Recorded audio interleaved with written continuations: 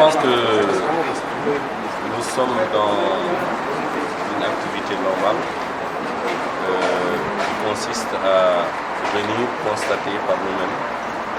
D'ailleurs, nous avons fait régulièrement des visites de ce chantier pour constater l'état d'avancement. Comme vous le savez, l'autorité de régulation des télécommunications et des postes avait demandé à une entreprise TRE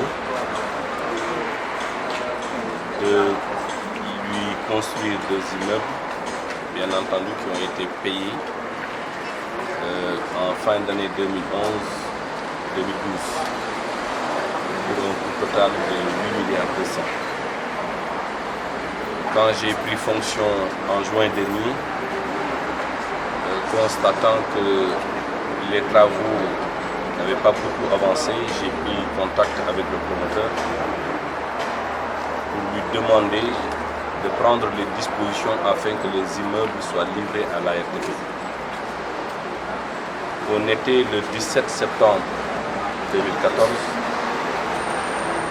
quand nous avons rencontré l'équipe de TRE en présence de Cheikh Amar et mes équipes pour pouvoir caler d'un commun accord un planning qui permettrait d'indiquer la date à laquelle les immeubles seraient disponibles pour la RTP.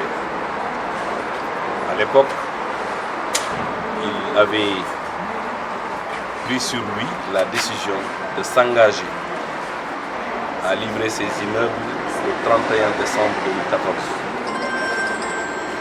Et il avait promis à l'époque également, en rapport avec ses équipes, de mettre à notre disposition le planning. Mais malheureusement, ce planning qui devait nous être fourni le 25 octobre 2014 ne l'a pas été jusqu'à ce jour.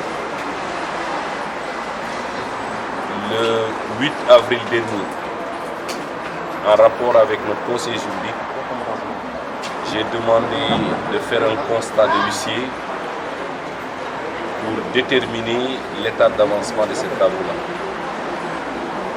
Je pense que tout le monde convient qu'on est largement en retard, très largement d'ailleurs.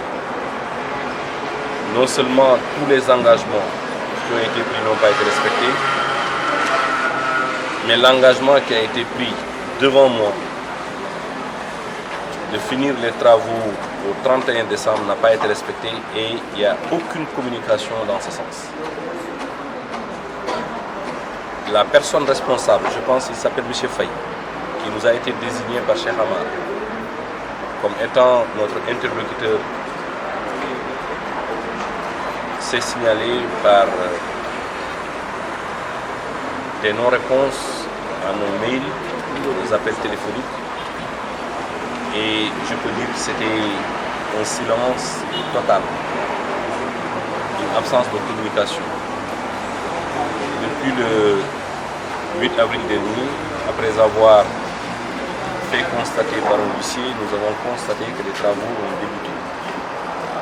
Aujourd'hui, c'était pour nous l'occasion de venir avec mes équipes et constater de visu l'état d'avancement des travaux. Et vous êtes satisfait? Je ne peux pas dire que je suis satisfait. Quelqu'un qui devait être livré au 31 décembre et aujourd'hui nous sommes sur les grosses œuvres, je pense qu'on ne peut pas attendre de moi une satisfaction. Bien entendu, les besoins sont réels.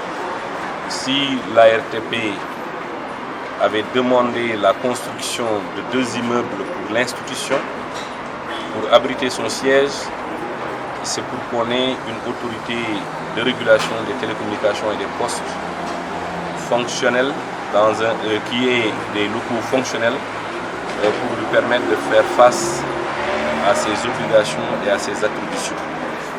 Mais malheureusement, ce que nous venons de constater, c'est loin d'un immeuble prêt à la livraison, mais ce que nous avons constaté, c'est des immeubles en chantier où on est carrément au niveau des gros œuvres. nous avons fait le constat et nous allons regarder la suite à donner par rapport à ces constats après avoir fait constater par un huissier l'état d'avancement de ces travaux-là. Moi, ce que j'ai fait quand je suis arrivé, c'est de regarder est-ce qu'il y avait des pénalités applicables quant au retard de livraison et j'ai notifié à TRE l'ensemble des sanctions, des pénalités